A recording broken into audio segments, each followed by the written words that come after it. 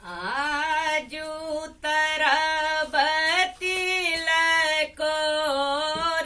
सखी हे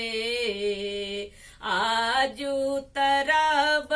तिलको आजू तरब तिलको सखी हे आजू तरब जे पाहुन कही यो नहीं एला जे पाहुन कही यो नहीं एला से आयल छथी मोर सखी हे आजू तरब तिलको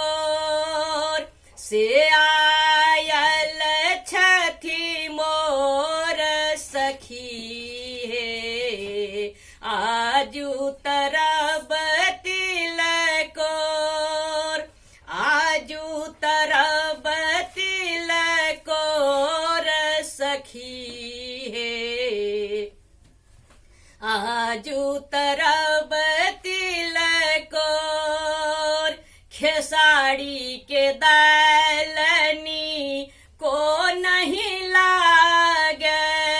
खेसारी के दालनी को नहीं लागे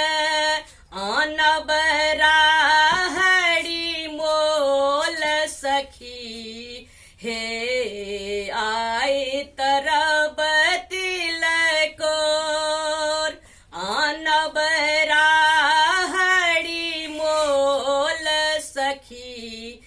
हे आए तरब तिलको जे पाहुन कही यो नहीं एला जे पाहुन कही यो नहीं एला से आयल छथी मोर सखी हे आए तरब तिलको आलू के लटपट भट्टा के भटवर आलू के लटपट भट्टा के भटवर आरो बड़ी के झोर सखी हे आए तरब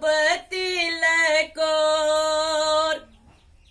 आरो बड़ी के झोर सखी हे आए तरब तिलको आए तरब तिलको सखी हे आए तरब तिलको जे पाहुन कही यो नहीं एला जे पाहुन कही यो नहीं एला से आयल छथी मोर सखी हे आए तरब तिलको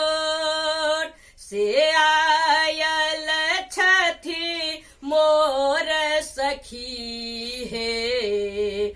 आए तरब तिलको रुचि रुचि हुन का भोजन करायब रुचि रुचि हुन का भोजन करायब गारी पढ़ब पूर जोर सखी हे आए तरब तिलको रुचि रुचि हुन का भोजन करायब रुचि रुचि हुन का भोजन करायब गारी पढ़ब पूर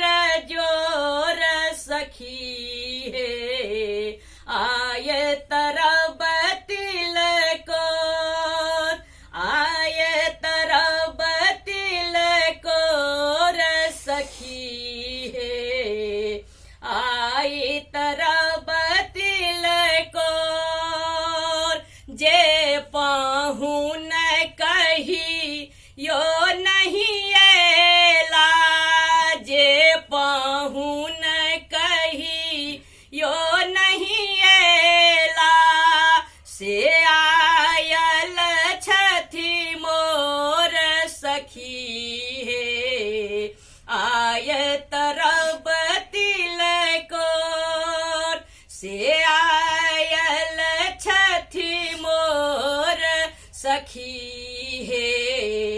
आय तरब तिलकोर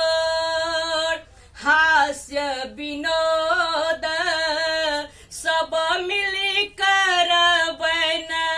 हास्य विनोद सब मिली करबन हेता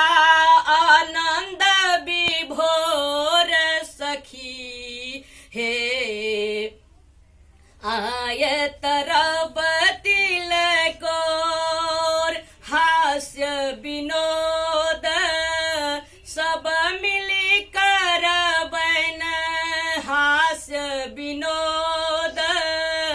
सब मिली करबन हेता आनंद विभोर सखी हे आय तरब तिलकोर आय तरब तिलकोर सखी हे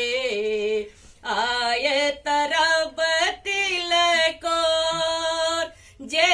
पाहुन कही यो नहीं एला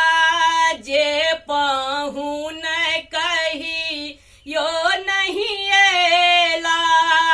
से आयल छथी मोर सखी हे आय